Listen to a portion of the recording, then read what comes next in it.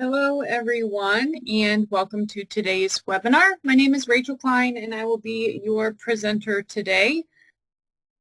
All right, let's go ahead and get started. So in membership, you have the option, or two options, I should say, for how you would like to track attendance, whether it's for an event like a worship service or a specific group or class that you've set up, like a Sunday school or Bible study group. So in membership, up at the top, if you click on attendance, right, first option here is attendance entry.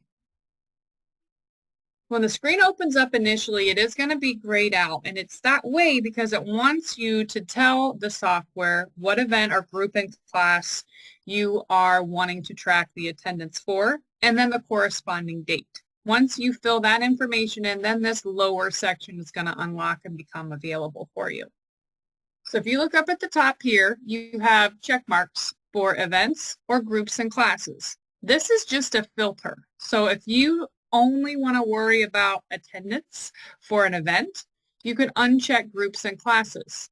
Once you've done that, this down here is only then going to show you your events that you've set up. Okay? If you leave groups and classes and events checked, it's going to allow you for your group and class kind of dig deep in and decide which area or which department you're wanting to focus in, like classes. And then when you come down here, it's only going to show you those corresponding classes, okay? So this first row up here is really going to just be about filtering to the appropriate event or group class that you're wanting to do attendance for, okay? If you have questions about setting up events or groups and classes, that was covered in another event. You can find that out on the Resource Center. But let's say we're just focusing on, for this example, entering attendance for a worship service. So I'm going to uncheck groups and classes. This is going to gray out, which is fine. And then I'm going to come down here to events.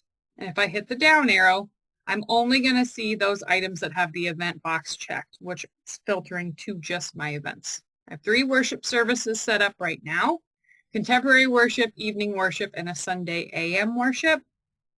Again, you might just have one that's just called worship if you don't care to keep track of the different worship services, or maybe your church only has one service a Sunday. That's fine. You can have as many events as you need based on what you want reports on. So if you have 3 different worship services and you want to track attendance separately for those 3, then it would look something like this, and you would enter attendance for that corresponding event. Okay? I'm going to go ahead and just choose contemporary worship here. And the next thing I'm going to do is come to the right, and I'm going to enter my date. All right? You can hit the down arrow and select from the calendar, or if you want to type, you can do that by simply clicking in here and typing in the date itself that you're wanting to track attendance for. No dashes or slashes, just the digits. And then you can hit enter. And then the rest of the screen is going to unlock or become usable here. I mentioned 2 different ways of entering attendance. You can check attendance for each specific person that's attended, or you can just do a people counted. Okay, so my church growing up had pew pads. You would literally write your name in. Everybody attended. You had some other options you could fill in, and then you would throw that in the offering plate so they would know that you came to church that Sunday. If you do something like that, then we're going to focus in down here on these check boxes. So if you know the specific people who are coming to your worship services, you can easily come down here and simply check the present box for those who've attended. Okay? If you don't know specifically who's been coming or who came to that worship service, this people counted option, you can still use this even though you aren't checking specific people, okay? So if you have somebody who counts heads during the worship service, that's fine. Simply come in here and type in how many people came to that service. There's also this amount collected. If you use donations, this is not connected to the donations module at all. This is simply an open character field where you can type in a dollar amount of how much was collected and then see that on your attendance reports. You do not have to do that. It's completely optional, okay? All right, so that's the person counted section. Down here, you have the specific people that you can check that came to your worship service, okay? Right here, potential attendees. This is going to be everybody in your database that could have attended worship. You can, like I said, come down through here and check each person as attended, or you can use the search box and you can type in name, and as it highlights them, click the enter key, and that's going to jump down to the bottom, and that's going to check them as present, okay?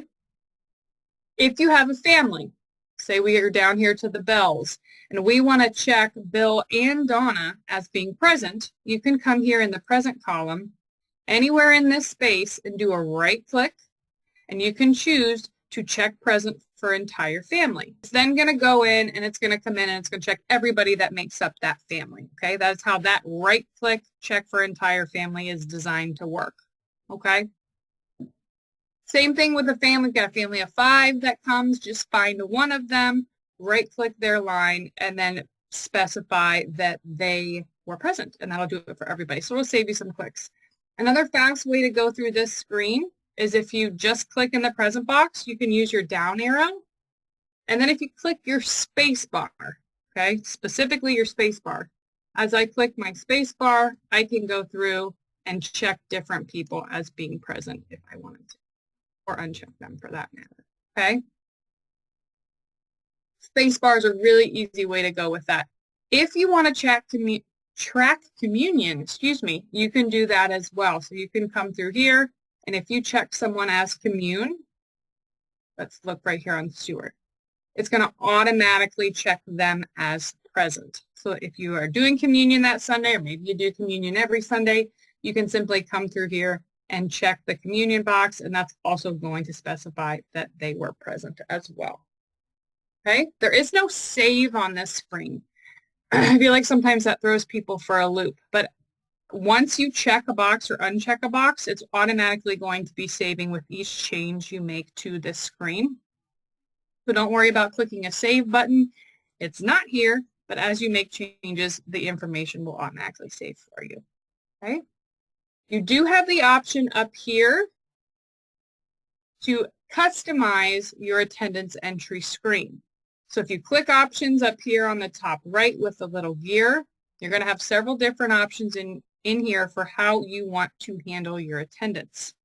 You can specify communion tracking. So if you don't want to track communion for a group or class, simply uncheck that box, and then this communion column off here to the right will be hidden. You want to track excused absences. You can. I don't find this feature utilized too often. So if you're not worried about tracking who's excused and who isn't, you can remove that. But say you have a class that requires people to attend a certain amount of times. Maybe it's a First Communion class or something like that, or new member class. You can also add that excused absence option if you want to. Sort down here at the bottom. This is strictly just the order these people are going to appear for you when you're entering attendance, so you can decide which sort order you like best. Up here to the top right, this is going to allow you to relabel fields. So if you call groups and classes time and talents or something like that, or maybe you have a different name for communion, you can click in this custom label field and backspace that out and relabel it as something else. And then simply click OK. All right. There's also a comments field here. So if you want to put in some meeting notes, or maybe what the pastor had been speaking around, maybe they were doing a several-part series, you could put that information in here. Or you could put in some attendance factors. So if you find that attendance was really low one day, could be because, you had a snowstorm or bad weather, what have you, you can put in some notes here. But these are just open character fields. You can fill in anything that you want in those, or you can skip it entirely. It's up to you. Groups and classes are handled the same way. So back up at the top, we go to groups and classes. We'll uncheck events, choose your kindergarten or your first and second grade Sunday school, and then you can come in here and check if they were present or excused. You took communion. There's also these additional fields here. This is set up when you set up the group and class. These are customizable, so you may not see these. That's fine. If you want more information, like I said, about setting up groups or classes, I did a whole webinar on that you can view as well. Something else I want to show you. If we close out and we come back into attendance entry, choose my contemporary worship service again, and I hit my down arrow here for my date, you can now see that the 23rd is now green. It's green, and that is a quick way to see that I entered attendance for that day specifically. So if I choose that green day, it's going to pop back up, and it's going to show me everybody that I checked as present. You can print a report from here if you wish on the fly. You can copy attendance. So let's say that I accidentally put this in for the 23rd and it really was for the 16th. You can come up here and click copy. And I can specify if I want to copy the same information to a same date, different event, or change the date altogether. Let's say I want to keep it as my contemporary worship, but I want to change the date to the 16th. You can choose the 16th. And then you can specify, do I want to copy the number of people counted, which is this? Do I want to copy the amount given, which is this? Any comments? That would be anything that was added on this comments tab here. Or I can specify delete attendance off of the 23rd after copying. So if I just put this in for the wrong day and I need to move it off of the 23rd to the 16th, I would check this last box to delete it off the 23rd, put in the date that I want it copied to, and I can click copy. And that's going to change that attendance from the 23rd to now the 16th up here at the top. If you ever make a mistake for the date you entered attendance for, that copy button is going to be your friend. You do not have to go in and re-enter everything. Okay?